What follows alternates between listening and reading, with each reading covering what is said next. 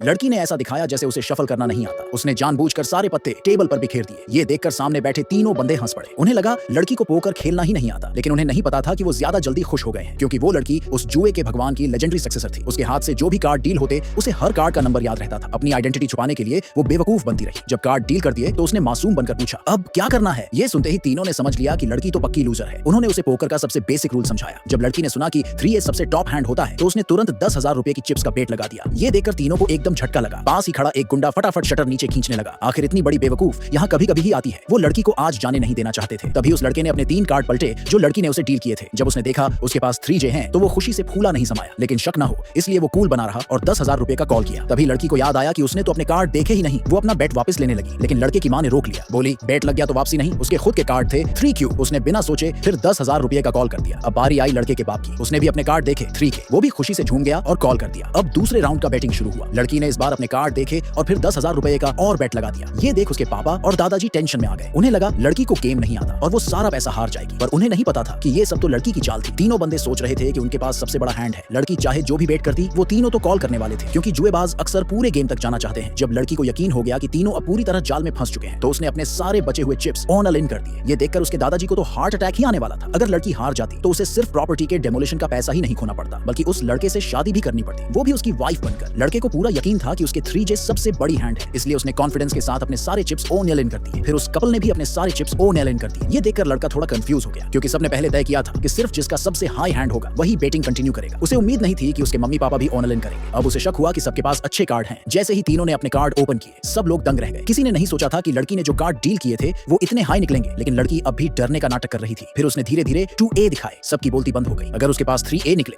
तो मतलब उसके पास गेम का सबसे हाई हैंड था 3As। वो टेबल की सारी चिप्स जीत सकती थी। किसी को भी उम्मीद नहीं थी कि जो लड़की पोकर की ABC नहीं जानती लग रही थी वही सबसे बड़ा हाथ लेकर गेम जीत जाएगी। यहाँ तक कि गांव वालों ने भी कहा कि उन्होंने कभी ऐसा सीन नहीं देखा। दादाजी और पापा तो खुशी से फूले नहीं समा रहे थे। उन्हें नहीं पता था कि लड़की के पास फोटोग्राफिक मेमोरी है। बचपन से उसकी मां ने उसे पोकर सिखाया था। शफलिंग होते हुए अगर वो एक बार देख ले तो हर कार्ड पहचान लेती थी। मरने से पहले मां ने उसे वार्न किया था, पापा को कभी नहीं बताना कि तुझे पोकर आता है और कभी पैसों के लिए जुआ नहीं खेलना। पापा को बस इतना पता था कि वो अमेरिका में पढ़ाई करते हुए पार्ट टाइम काम करती है, लेकिन उन्हें नहीं मालूम था कि वो लास वेगस के एक कैसीनो में काम कर चुकी है। अब वो तीनों लड़की पर चीटिंग का इल्जाम लगाने लगे। बोले गेम में चीटिंग हुई है इसलिए वो पैसे नहीं देंगे, और कैसीनो रूल्स के हिसाब से अगर कोई चीट करता है तो उसका हाथ काट दिया जाता है। तभी लोन शार्क बॉस ने एक बड़ा सा कसाई वाला चाकू निकाल लिया लड़की का हाथ काटने के लिए। उसी वक्त एक पड़ोसन ने अपने बेटे को कॉल किया और बोला, जल्दी आ और लड़की के फैमिली को बचा। लोन शार्क बॉस जानता था कि उस औरत का बेटा शहर के गैंग का लीडर है। उसने उसे बोला, तू लड़की के मामले में मत पड़। लेकिन उस औरत ने तो पहले ही लड़की की मां से उसकी सगाई की बात कर रखी थी। वो लड़की को अपनी होने वाली बहू मान चुकी थी, इसलिए उसने ठान लिया था कि वो लड़की की सेफ्टी जरूर करेगी। जैसे ही लोन शार्क ने चाकू उठाया लड़की ने एक प्लेइंग कार्ड निकाला चाकू को गिराने के लिए, और उसी टाइम पड़ोसन का बेटा अपने बंदों के साथ एंट्री मारा।